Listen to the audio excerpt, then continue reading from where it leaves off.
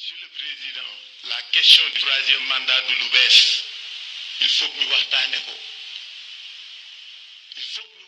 jërë ngeen jëf mbokk yi ñoo ko déggandoo noor mu di président Khalifa Sall nekk fële sa dialogue ba kii di président Macky Sall woote moom nag souligné na fa ay point dégg na si benn rek mu daan wax ne lii di troisième mandat daal mënul ñàkk de il faut ñu waxtaane ko kii di président Macky Sall nag dégg na loolu ak yeneen point yoo xam ne souligné na ko ñu bokk déglu. war la que parrainage bi nga xam ne problème la fii day indi dissension il faut ñu waxtaane ko.